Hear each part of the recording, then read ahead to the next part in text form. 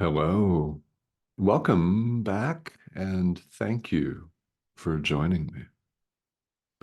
We're going to take a really practical look today at what studying and practicing this course actually involves. And all of this comes with the invitation to do exactly what we're talking about here today. Because in truth, each and every one of us will appear to do it in time. We've already done it. It's, in fact, never even been necessary. So if you're just joining us, welcome. If you're new to A Course in Miracles, again, welcome. If you're a seasoned veteran, so to speak, a long-term practitioner, again, welcome. The separation, this perceived, dreamed up, manipulated, fabricated, untrue, in other words, separation from God never took place. How could it? It is not possible. The separation never occurred. Let's start with that as our premise today. It's very important that we repeat this message to ourselves or indulge a talking head, this, who repeats it over and over, so that we may keep that one top of mind.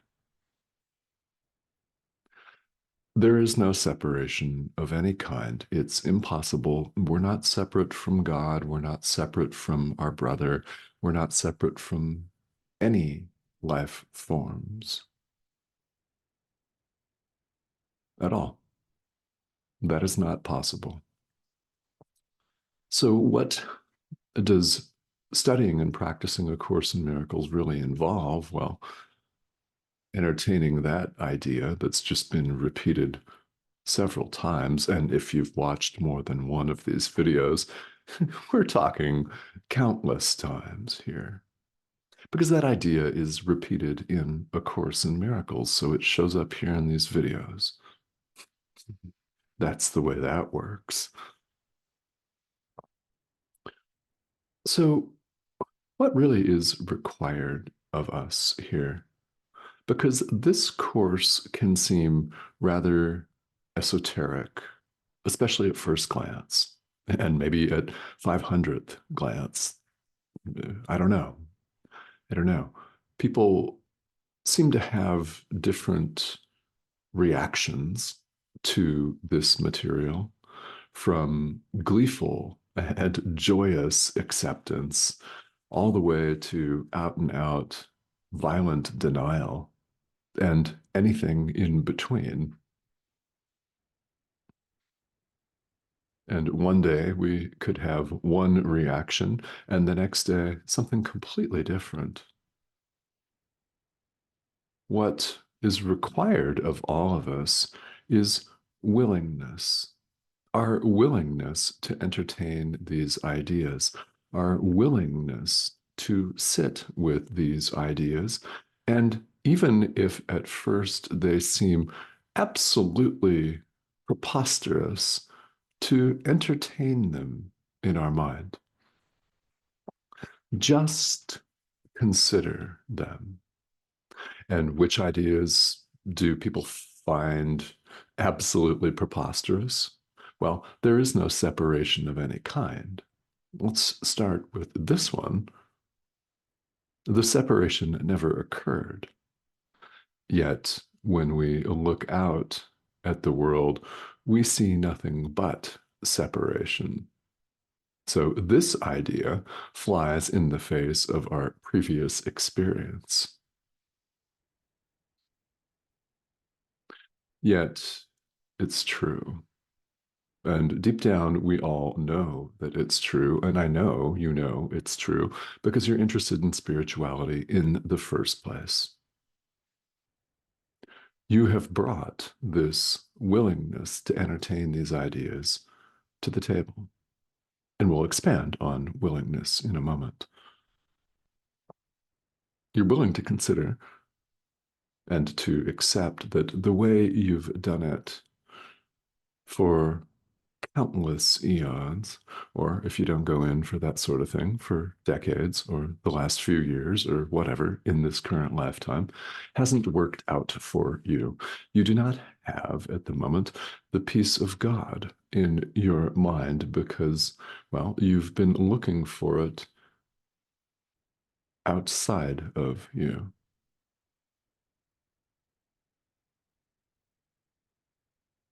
It's not outside of you.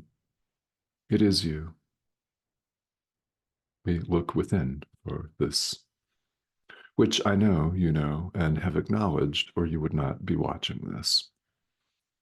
So, the call of the Holy Spirit, our inner teacher, Jesus, call this inner teacher, whatever you want to call it, goes out to all of us all the time. The question is, are we listening? And you have listened more than once. So, for that, I thank you profoundly. Really. It's important. You've brought the willingness to entertain these ideas, even if it's just for a fraction of a second. That is enough for our inner teacher to rush in and fill the gaps. It is. Why? Our inner teacher is not outside of us. We just said there's nothing outside you. The Holy Spirit is part of you, not separate. It's not some high and mighty separate being, and God is not some high and mighty separate being for that matter either. The Holy Spirit is part of our mind, that part of our mind that will teach us if we let it, that will show us if we let it. This is our willingness that we bring to what we call the spiritual path. A journey is what we call it. There's really no place to go because we've never left our source. Here's another one to consider. Ideas leave not their source. In capital S. That's important. This is a prominent idea from A Course in Miracles. Thoughts remain in the mind of the thinker. It's very important for us on the path of practicing and studying this course. This is really an important idea. Thoughts remain in the mind of the thinker. So, in day to day practical experience, when we extend love, when we have loving thoughts toward our brother, thoughts remain in the mind of the thinker. When we condemn our brother and lash out and judge him as an evil expletive, insert your own expletive or pejorative term. When we lash out and condemn,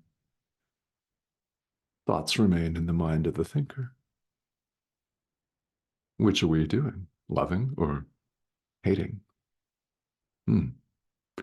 Moment to moment, we have the power of decision to decide just that. It's powerful. And that's where the study and practice of this material comes in. And what's required of us is known as the little willingness, in fact. It's a willingness to accept the correction of our inner teacher. It's our willingness to accept his guidance. That's what it is.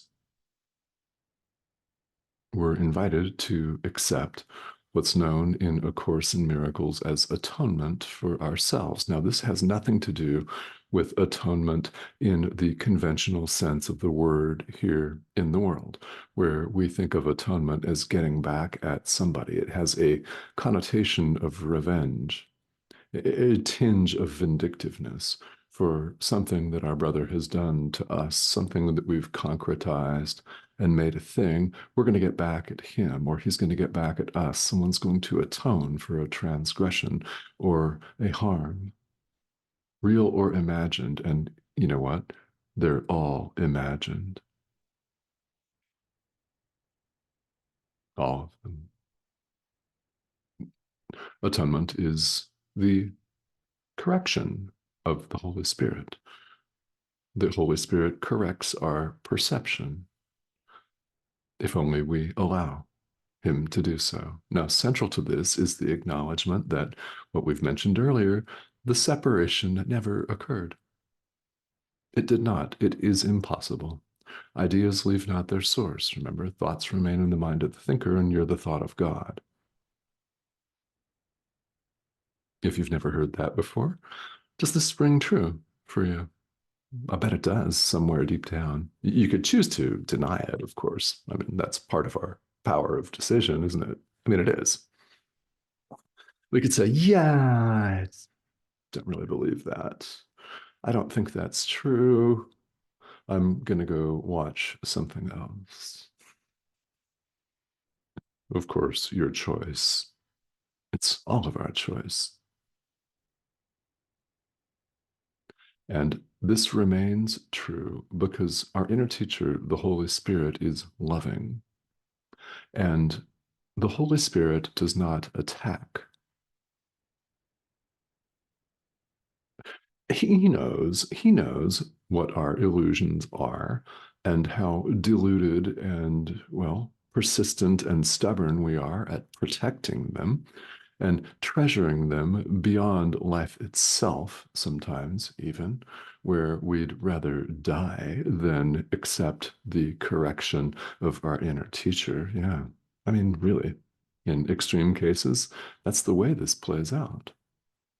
He knows what the illusions are. He looks right past them and disregards them. And if we allow ourselves to be led by him, we will also be shown how to disregard the illusions and look right past them as though they were never there. And you know what? They're not there right now. We have only to be willing to listen to our inner teacher's guidance. And when we put up resistance, not if, I mean, unfortunately, right? But it's where we appear to find ourselves. When we put up resistance, he does not smash our resistance with a sword or a club or a battering ram. The Holy Spirit is not violent and does not attack. If he did, that would be completely defeating his purpose, wouldn't it? We're the ones that believe that attack and battering rams and swords and guns and smart bombs bring us something. He doesn't believe that. He would have us look past all of that to the truth of what is, if only we allow him to do so. He'll show us. That's why throughout this series of videos, I continually refer to the Holy Spirit as our inner teacher. And I emphasize inner.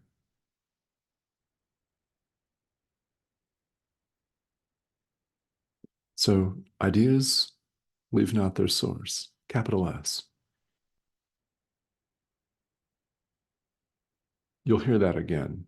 If you watch these videos, you'll hear it again from me. If you open up A Course in Miracles, you'll read it again in different places. You'll hear it from other teachers of this course. Yeah, you're going to hear it again in this lifetime, whether you turn this off right now or not. You can't go back. Why would you want to? Really? We're all here because we've made a decision that, well, we're going to look for peace. We're going to find peace. We're going to ask for peace. And what we're really asking for is to remove the blockages to our awareness of peace, to our awareness of love's presence, as the Course puts it, to our awareness of truth, to our experience of truth, of who we are. And you know who you are. That's right. One with means one with. After all, God's the creator. We're the Son of God, singular. We are the Son of God. The historical Jesus is not the only Son of God. Remember, there's no separation of any kind. He's trying to teach us this. So let him. Let him.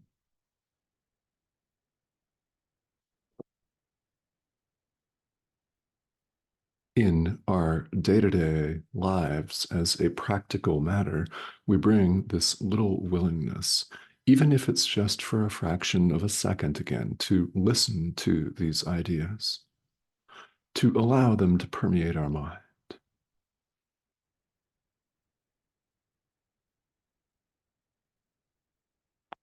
Yes, we will encounter resistance.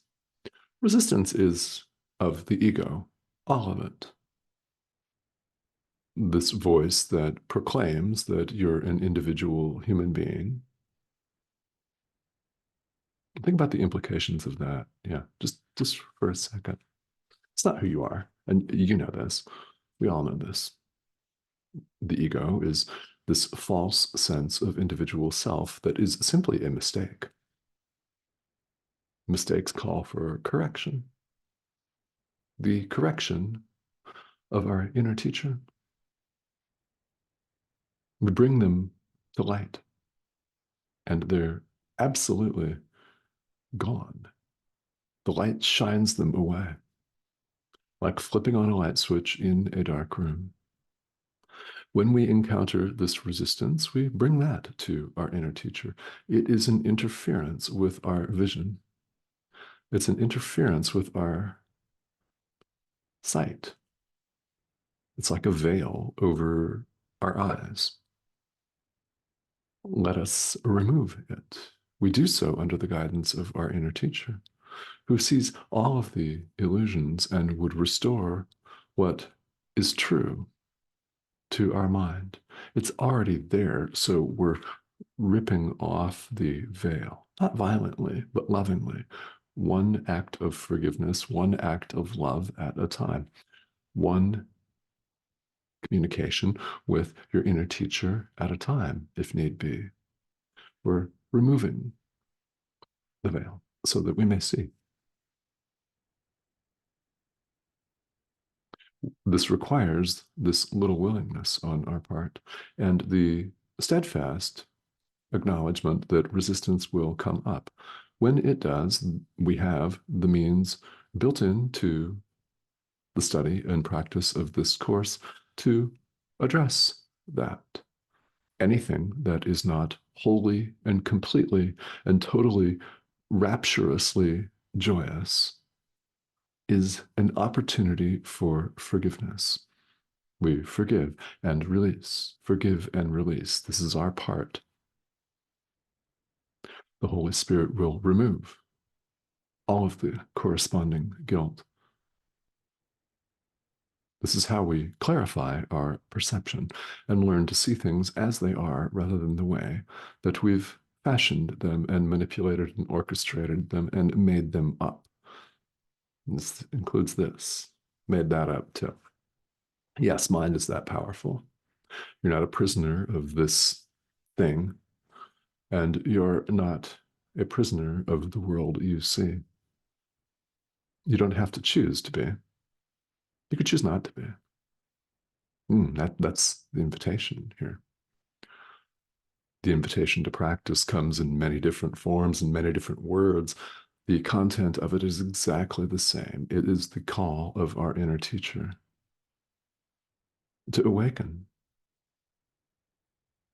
And we bring our little willingness now as a practical day-to-day matter. We're going to experience resistance. Count on that. Count on that. And if you've done this for a while, whether it's 15 minutes or 25 years, it doesn't really matter. You'll know this resistance comes up, and it frequently comes up when we least expect it. This is where we bring present moment awareness to the table. That's why it's a thing in spirituality. If you've ever really wondered why meditation and mindfulness practices are a thing in worldwide spirituality, it is for this reason. We bring this willingness to take a look at all of our drama, as it will come up for us, maybe coming up for you right now. We look at it and we forgive and release it. We must be willing to look at it. We cannot leave little pockets of our own drama and BS and hatred and judgment and blame and vindictiveness and fear and guilt and hatred, abject hatred and stuff like that. We can't leave little pockets of that to ourselves, hidden away, tucked away for use later on. We must bring them all to the light. Awakening is total. I mean, God is total and whole after all, and we're one with Him. So our forgiveness must be total or not at all. Now, what is called little willingness may seem to require a lot of courage and a lot of faith. Yeah. It's important to recognize that this is not faith in some outside power. There is nothing outside you.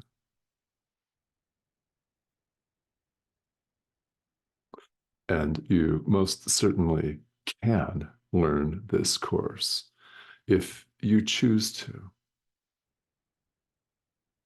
It's your choice, and you can learn this course if you choose to. What's in it for you?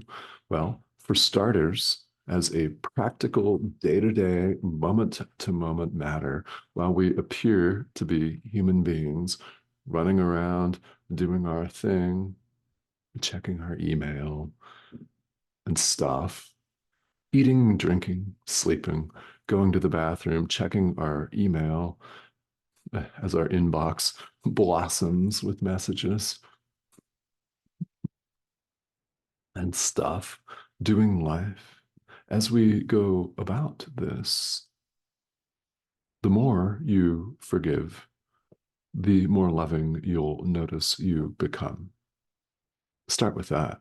That's something huge, huge. I mean, huge.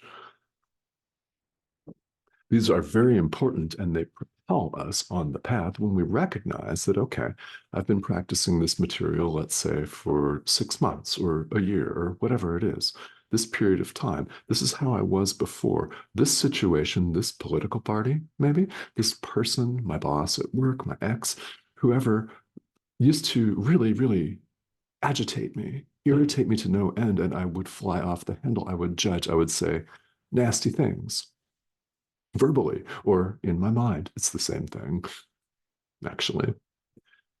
I would do this now after having practiced true forgiveness as instructed by the Holy Spirit.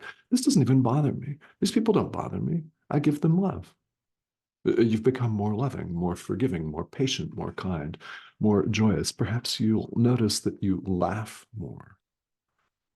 These are very important things to recognize. And especially so when we get into the practice of it and day to day, moment to moment, we feel like it's not working at all. And we have those days. I mean, we all have them. So that can be a very, very handy thing to keep you going one step at a time, in a manner of speaking. One layer of the veil at a time. We simply keep going. It's said here in A Course in Miracles, and I think we can all agree, that a tranquil mind is not a little gift. Not at all. It's huge. It's everything. with this tranquil mind, we're more open to the guidance of the Holy Spirit. We're more open to truth. So we cultivate this moment to moment. So, my hope in offering this discussion, and in fact, it's true of all of these videos, is to inspire you to practice. Some of these discussions go very, very in depth into what we could call the themes or the metaphysics of this course, what it says and what it means. And others are practical, and often it's a mix of the two. So these ideas, in fact, are not complicated. They may appear complicated because we've been so conditioned to think that we are something we're not. We think we're something we're not. There are many reasons why I keep doing this, by the way. It's not just because I like seeing what looks like my own hand touching my cheek. We only appear to be this. This is a pixelated image on your screen. What's landing stems directly from your inner teacher, this part of our mind that knows. We would do very, very well to pay attention to the messages. Over the course of a 20 to 25-minute discussion, something has landed. That's your inner teacher speaking to you. So we're invited to listen, and we're invited to do as instructed. Anything that is not wholly joyous, that's fearful, that's enraged, annoying, is an opportunity for forgiveness. So I thank you, as always, for joining me. Questions and comments are more than welcome here on this channel. I do welcome those. So if you've got them, please feel welcome to leave them. And thank you to those of you who have recently subscribed and joined us. If you have not, please do. This is the prompt here. Just go ahead and click that arrow, hover over that, and subscribe. Join us because several videos appear each week. And for the last few years, well, we've just been broadcasting here. And this course has ideas that are very simple. We've introduced all of the complications ourselves. So, what you're doing in watching this is very, very important. It may seem like it's just a pleasant way to spend a little bit of your time or something like that, but in truth, it's really, really important because we bring this little willingness to listen to the guidance of the Holy Spirit, and then we bring this little willingness to listen some more, and then start doing. That's where we really learn this course, is not simply in understanding these ideas with the intellectual thinking mind. It's in putting it into practice. And this is true not just of A Course in Miracles, but of all spirituality, isn't it? It's all about experience, practical experience where we learn the best because our experience of putting these ideas into practice shows us, it demonstrates to us. And if you prefer this language from the world, it proves to us that these ideas are true. So prove it to yourself. Want proof? I hope you do. I do. I hope you do. I hope you're saying prove it. Yeah, prove it to yourself. You have help, starting with your inner teacher. And well, I'm here. Other teachers are here. You know where to find help and assistance on the path because you're not alone. Not a single one of us is alone. Because in truth, that's impossible, isn't it? You know it is. All right. Thank you.